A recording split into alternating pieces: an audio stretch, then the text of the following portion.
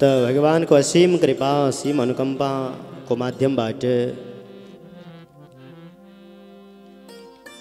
न्यौपाने परिवारको तत्वावधानमा आयोजनामा आयोजित भएको श्रीमद्भागवत महापुराण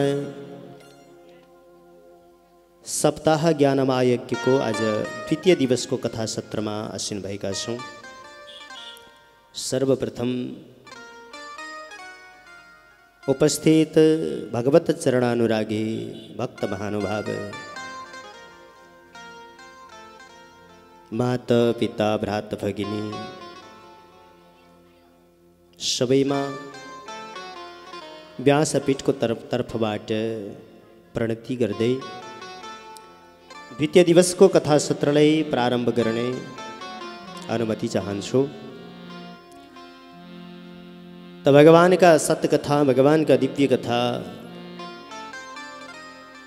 वास्तवमा प्रबल पुण्यको उदयबाट प्राप्त हुने गर्दछ। भगवानको कृपा र करुणाको झोली जब भरिन्छ तब भागवती सुधामा प्रवेश गर्ने सौभाग्य मिल्दछ।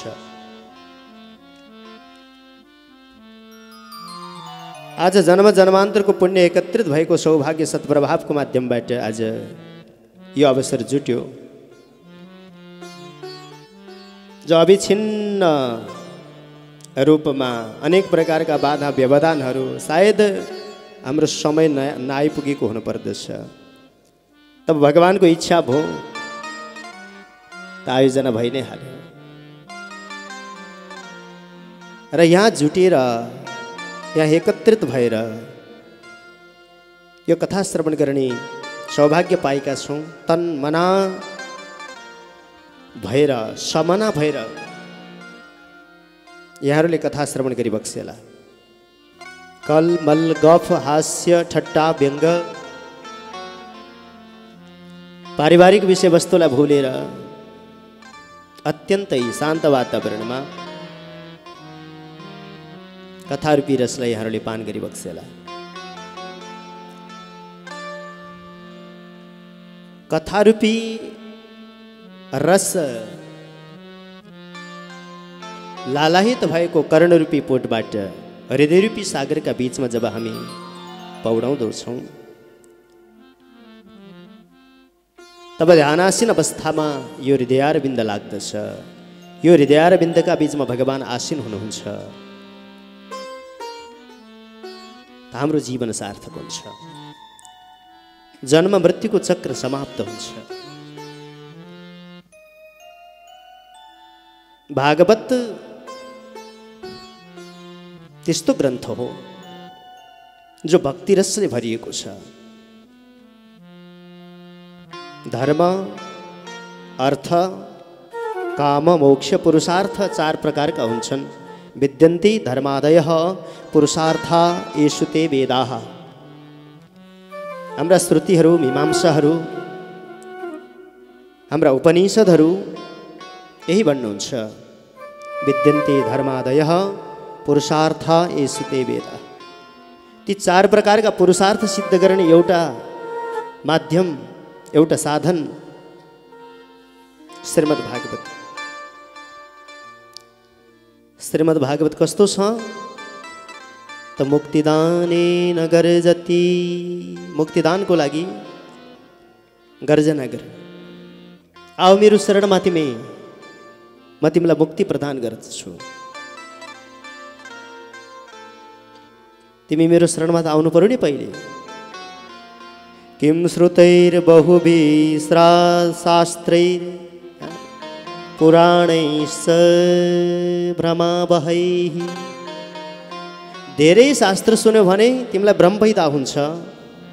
म कहाँ जाउँ, कुन मार्गलाई अवलम्बन गरौँ, कताको बाटो मैले अँगाल्दा उपयुक्त होला। तर जब भागवतको शरणमा तिमी आउँछौ तिम्रो मार्ग पक्का हुन्छ, तिम्रो मार्ग तय हुन्छ। त्यो मार्ग सिधै कहीँ दायाँ बायाँ नलागिकन भगवानको चरणारविन्दमा गएर ठोकिन्छ। त्यस्तो अलौकिक श्रीमद्भागवतको रससुधा यो प्रथम स्कन्धका बीचमा हामीले हिजो भूमिका यसलाई भूमिका खण्ड परिचय खण्ड पनि भनिएको छ प्रथम स्कन्द द्वितीय स्कन्दलाई, जहाँ पात्रको परिचय गराइएको छ। जस्तै हामी कहीँ गएर मुभी हेर्छौँ वा घरमा मुभी हेर्छौँ, त्यसका पात्रहरूको परिचय भयो, ती पात्रहरू जान पहिचानका भए भने त्यसमा अलिकति बढी रस हुन्छ। जहाँ पात्रको परिचय हुँदैन त्यहाँ रसभङ्ग हुन्छ। त्यसैले यहाँ यो भागवत कसले सुनायो, कसलाई सुनायो भन्ने विषयमा राजा परीक्षित र सुखदेव स्वामीको चरित्रलाई चित्रण गरेको, उहाँको समागम अवस्थासम्मको भूमिकालाई जसले बाँधेको छ त्यसलाई परिचय खण्ड भनिन्छ। यस्तो अलौकिक परिचय खण्डले युक्त भएको प्रथम स्कन्दमा छौँ हामी। सुखदेव स्वामी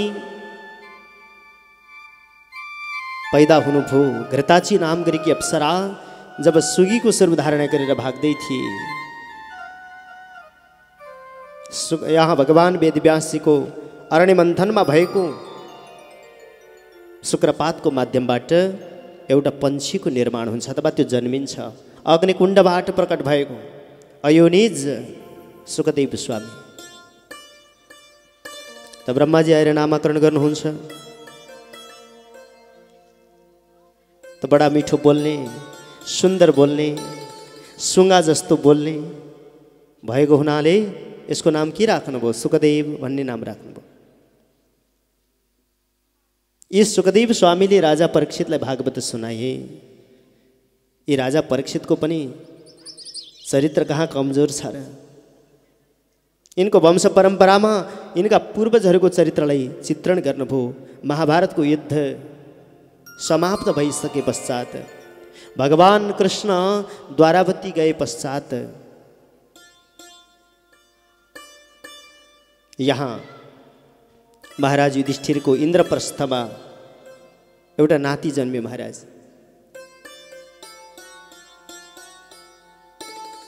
छोरो जन्मेको समय, नाति जन्मेको समयमा उहाँले जातकर्म संस्कार गराउनुभयो। त्यो छोरो जन्मेको समय, नाति जन्मेको समय उहाँका लागि यति खुसियाली समय रह्यो। अब एउटा वंशको जगेर्ना गर्नेवाला, वंशको वृद्धि गर्नेवाला नाति जन्म्यो घरमा। सबैलाई बोलाउनु भयो, जातकर्म संस्कार गराउनु भयो। शास्त्रहरू भन्दछन् छोरो जन्मेको 16 घडीसम्म सुतक लाग्दैन, वा सन्तान जन्मिएको 16 घडीसम्म सुतक लाग्दैन यदि नाल छेदन गरिएको छैन भने। तत्पश्चात नाल नकाटे पनि सुतक आरम्भ हुन्छ। 16 घडी भनेको करिब करिब 6.5 घण्टाको समय हुन्छ। राजाले सबैलाई बोलाउनु भयो। ब्राह्मणहरूले स्वस्ति वाचन पढ्नुभयो। सबैले मङ्गल गान गाए। राजाले सबैका लागि, ब्राह्मणहरूका लागि अनेक प्रकारका वस्तु दान गर्नुभएको छ नाति जन्मेको समयको खुसियालीमा। हिरण्यम गामहि ग्रामान् असत्य सवान् नृपतिर्वरान् प्रदात स्वर्णं च विप्रेभ्य प्रजातीर्थे सतीर्थवत्। छोरो जन्मेको समय महाराज प्रजातीर्थ समय हुन्छ। नैमिषारण्यमा सौनकादि 88,000 ऋषिको सभामा बसेर सुतदेवजी महाराज भन्नुहुन्छ त्यो प्रजातीर्थ समय, सन्तान जन्मेको समय, प्रजातीर्थ समय, जसले सारा जगतमा भएका, संसारमा भएका तीर्थको सेवन गरेको पुण्य घरमा बसेर सन्तानको जातकर्म संस्कार गर्दाखेरि प्राप्त हुन्छ। युधिष्ठिर महाराजले सबै प्रदान गर्नुभयो। हिरण्यम गाम, ब्राह्मणलाई हिरण्य भनेको सुनदान गर्नुभयो। गाम गाई दान गर्नुभयो। ग्रामान गावै दान गर्नुभयो। मही पृथ्वी दान गर्नुभयो। हस्ती अश्वान घोडा दान गर्नुभयो। हात्ती दान गर्नुभयो। वस्त्र दान गर्नुभयो। अन्न दान गर्नुभयो। सबै प्रसन्न भए। नामाकरण संस्कार गर्नुभयो, परीक्षित भन्ने नाम राख्नुभयो। मनमा जिज्ञासा आयो महाराज युधिष्ठिरलाई, नाति जन्मियो, नामाकरण भयो, होइन मेरो नाति कस्तो जन्मियो होला? हामीलाई पनि जिज्ञासा लाग्छ नि। नामाकरण गर्ने बेलामा गुरुलाई सोध्छौँ, गुरुदेव कस्तो योगमा जन्मेको छ, कस्तो लग्नमा जन्मेको छ, कस्तो मुहुर्तमा जन्मेको छ, यसको लग्न कुण्डली अलिकति बताइदिनुहोस् न। ब्राह्मणहरू भन्नुहुन्छ, पार्थः प्रजापिता साक्षात् इक्ष्वाकुरिवमानव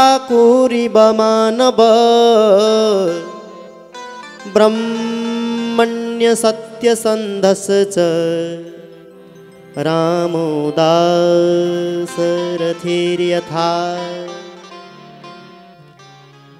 महाराज तपाईको नाति ब्रह्मण्यः सत्यसन्धश्च रामो दाशरथिर्यथा। ब्रह्मकर्मवादी माँ रामो दाशरथि दशरथ नन्दन भगवान श्रीराम जस्तो अत्यन्त मर्यादित व्यक्तित्व हुनेछ। राजा पृथु जस्तो प्रजापालक हुनेछ, रन्तिदेव जस्तो दानी हुनेछ, ययाति राजा जस्तो धार्मिक हुनेछ। के बताऊ महाराज, तपाईको नातिको कुण्डली बडो अलौकिक छ, तर एउटै अवगुण यहाँ देखिन्छ। तक्षगादात् मनो मृत्यु द्विजपुत्रोपसर्जितात्। उपायन्तरमा, समयान्तरमा, कालान्तरमा तपाईको नातिबाट कुनै किसिमको त्रुटि हुन्छ, जुन त्रुटिको प्रभावले गर्दाखेरिमा ब्राह्मणको श्राप पर्छ। तक्षकादात् मनो मृत्यु द्विजपुत्रोपसर्जितात्। ब्राह्मणको श्राप परेर यसको मृत्यु हुन्छ, सर्पको टोकाइबाट यसको मृत्यु हुन्छ। राजा युधिष्ठिर जसङ्ग हुनुभयो, हो यो त राम्रो भएन, सर्पले टोकेर मर्नु भनेको त राम्रो कुरा होइन। यसलाई अपमृत्यु भनेर शास्त्रहरू व्याख्या गर्दछन्, यसलाई अकाल मृत्यु भनेर शास्त्रहरू व्याख्या गर्दछन्। यस्तो अकाल मृत्युलाई निवारण गर्ने कुनै उपाय छैन गुरुदेव। महाराज जो जन्मिँदाखेरि कुण्डली तय हुन्छ नि, त्यो कुण्डलीलाई परिमार्जन कसले गर्ने? तै पनि डराउनु पर्दैन महाराज। सयेष लोके विख्याता परीक्षित द्वितीयत प्रभु। लोकमा विख्यात हुनेछ, नाम मान सम्मान इज्जत प्रतिष्ठा यी सारा कुराहरू लोकमा उसले संग्रहण गर्दछ। गुरुदेवहरू विदा भएर जानुभयो। महाराज युधिष्ठिर बडो चिन्तित हुनुहुन्थ्यो। यतिकैमा 7 महिनाको समय बितेछ। अर्जुन रुँदै कराउँदै घरमा आइपुगे। बाबु के भयो तिमी?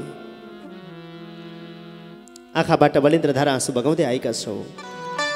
अर्जुनले उताबाट खबर नराम्रो लिएर आउनुभयो। महाराज द्वारावतीमा आज भगवान कृष्ण हुनुहुन्न, कलिको आगमन हुन लाग्यो रे। भगवान यो धामलाई छोडेर अहिले स्वधाम गमन गर्नुभएको छ। जतिखेर कौरव सेना माने यादव सेनाहरू एक आपसमा लडेर मरे, मैले त्यहाँ रहेका स्त्रीहरू भगवानको स्वधाम गमन पश्चात जब लिएर आउँदै थिएँ, पन्जाब राज्यमा केही डाकुहरूले आक्रमण गरे। मलाई लाग्थ्यो मेरो गाण्डीव धनु बलवान छ, हातमा गाण्डीव धनु उठाएर तिनलाई परास्त गर्ने प्रयास गरे। तर आज मलाई अनुभूति भयो, अब यो गाण्डीव धनु पनि कुनै कामको रहेनछ। हिजो मेरो सारथी बनेर मलाई चलायमान गर्ने युद्धमा साथ दिने, गाण्डीव बनेर युद्ध गर्नेवाला त केवल कृष्ण हुनुहुँदो रहेछ। आज मलाई लाग्छ ऋणा बन्धुरूपिणा, बन्धुबाट हामी टाढा भयौँ, एक्लो भयौँ। दाइ राजा अब यहाँ बस्नु योग्य छैन होला पक्कै पनि। समय विकराल आएको छ, वरिपरिबाट कलीले घेरेको छ। आयो यो कलीको कराल भुमरी, छोपेर चारैतिर आँखा बन्द भए कलाकृति गए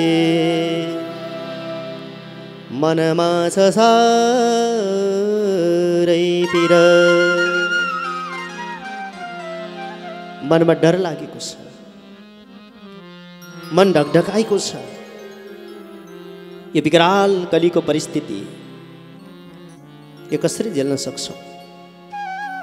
डाकुहरू बढे, चोर बढे, लुटपाट बढ्यो, हत्या हिंसा बढ्यो, आतंक बढ्यो।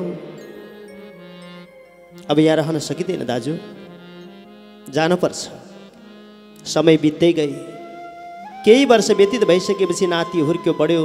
परीक्षित, त्यो परीक्षितलाई हस्तिनापुर इन्द्रप्रस्थको राजगद्दीमा राख्नुभयो। त्यहाँबाट महाप्रयाण हुनुभयो, स्वर्गको मार्ग अपनाउनु भयो पाण्डवहरूले।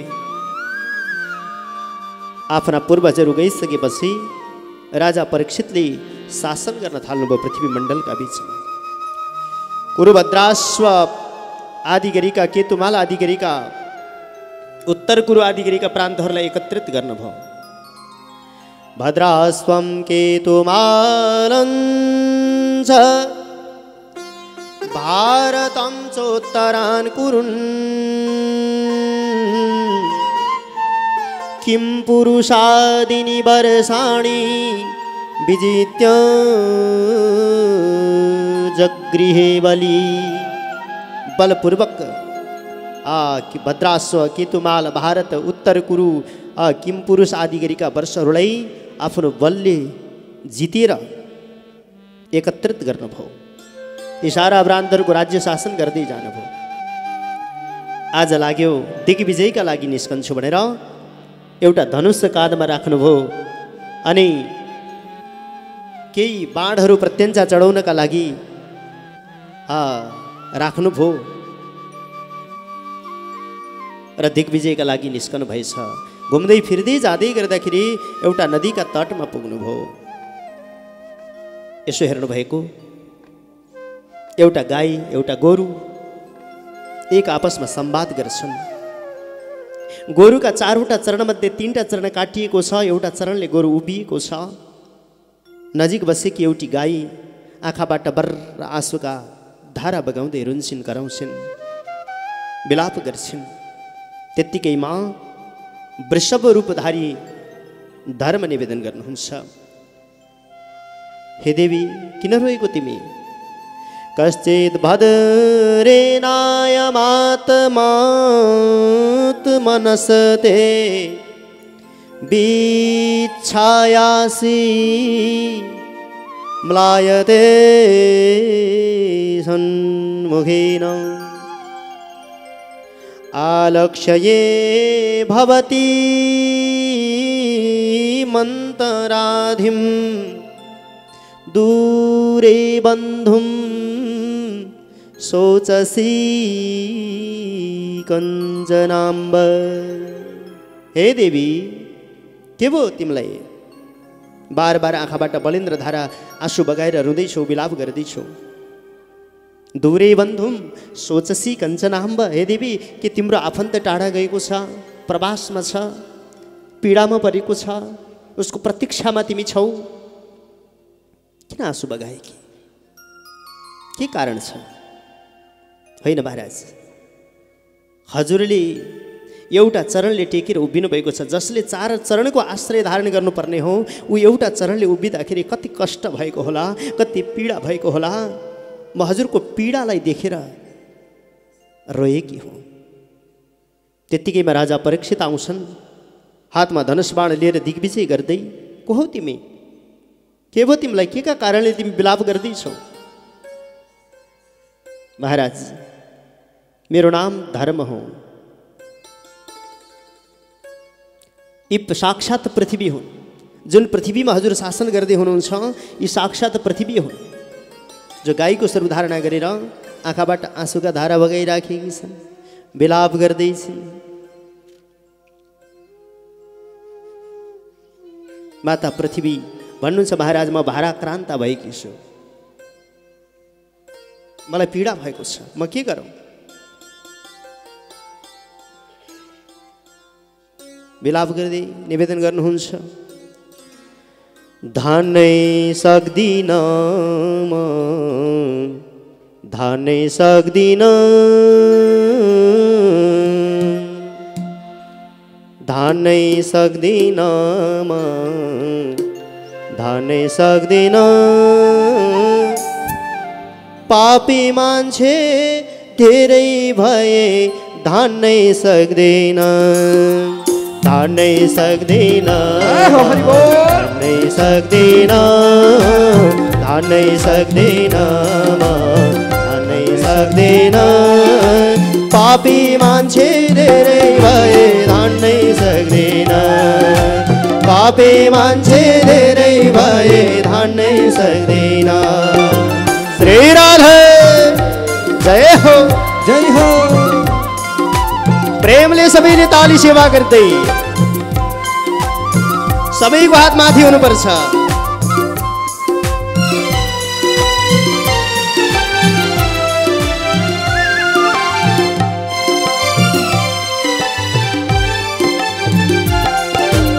धान्नै सक्दिन म, धान्नै सक्दिन, धान्नै सक्दिन म, धान्नै सक्दिन, पापी मान्छे धेरै भए धान्नै सक्दिन, पापी मान्छे धेरै भए धान्नै सक्दिन। जय हो। धान्नै सक्दिन, धान्नै सक्दिन म, धान्नै सक्दिन, पापी मान्छे धेरै भए धान्नै सक्दिन, म त पापी मान्छे धेरै भए धान्नै सक्दिन, लौ न पापी मान्छे धेरै भए धान्नै सक्दिन। भक्तवत्सल